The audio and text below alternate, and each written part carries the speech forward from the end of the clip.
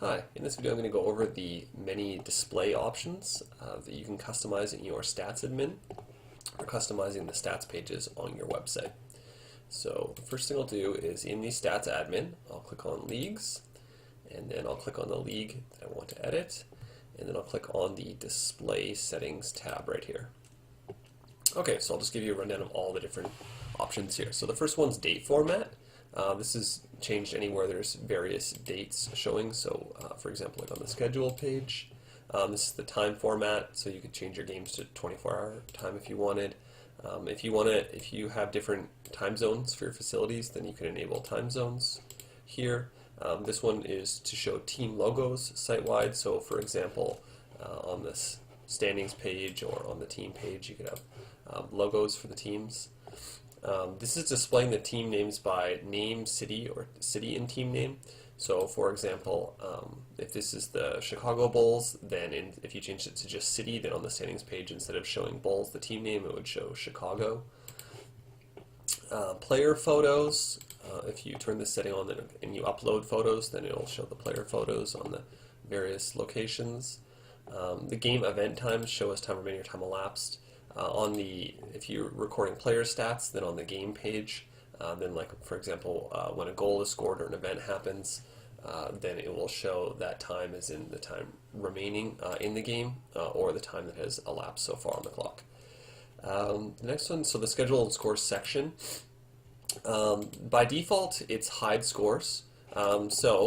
Looking at a example stats page, there's two tabs, the schedule tab and the scores tab. And the schedule tab doesn't show scores, and it only shows games that are upcoming. And then the scores tab shows games that have only been played, and it shows the result of the game.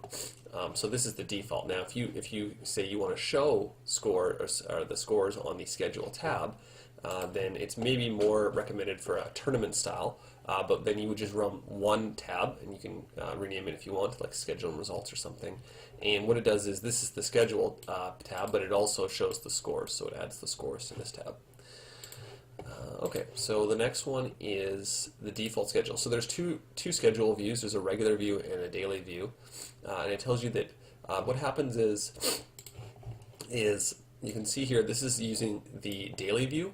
So in this case, it will group the games by the date, the day right here. So all of these games below this point occur on this one day, and then it then when the next day starts, it puts a day bar and shows the day. So recommend this for more of a tournament style view when you have a lot of games on a single day. Okay, so the next one is team logos, game format. Okay, yeah. So by default, whenever it displays a game on the website, it displays it as away versus home. But if you want to change that to show the home team first, then you can change it to home versus away. By default, the facility filter is turned off, but you can enable that. And if you enable that, I'll show what it looks like. On the schedule page, it adds a facility filter here. This is with it turned on, and then you could filter the games by a certain facility if you like. The next one here is standings. So by default, it would just be grouped by division, but you could turn it on to group by division and league if you like. So for example here, this is what it looks like now. You have your different separate divisions like this, Eastern, Central. But if you wanted to see, let's see what all these teams look like if they were in just one giant league, then you can resort the standings page to see all the teams in one standings view like this. Okay. This is the playoff format, so if you want to include a playoff format, maybe something like the number of rounds or the number of teams that make the playoffs or any information about the playoffs, you can fill that in there, and then if you do that, it'll include a hyperlink here that'll say playoff format, and so they can click on it and they can read about your playoffs. So that's what that is. If you want to show the officials on the game page, you can turn them on. If you want to show notes, you can turn them on or turn them off. By default, players are displayed first name, last name, but some pro leagues like to display it last name and then first name, so you can change that.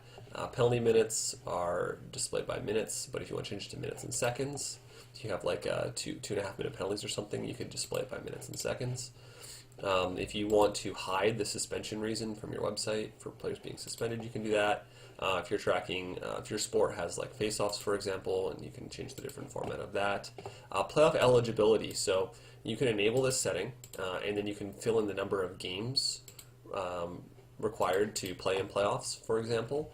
And in that case, so then you could go to the team page, and it'll make a note at the bottom, say like if these players have played this number of games, then they'll play in playoffs. And then if they have, it'll put a check mark beside their name, and then you can hover over it, and it'll tell you that they've reached the number of games required for playoffs.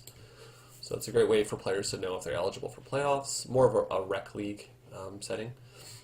Combined stats. So this is for if players play on multiple teams and you want to combine it for the purposes of leaders and team stats. So for example, and this is more for junior and pro leagues, but for example, this player here has played some games for the Ambush, and then he was traded to the, or let's see, no, he started on the Rampage and he was traded to the Ambush, and so now we've combined his stats. So it's fair, so it shows all of his stats. And then on the leaders page as well, it would, if he scored so many goals with one team and another team, it would combine them for the leaders page as well. And then if your sport has goalies, then there's a goalie threshold. So for example, if a goalie played one game and got a shutout, it wouldn't be fair that they have the best.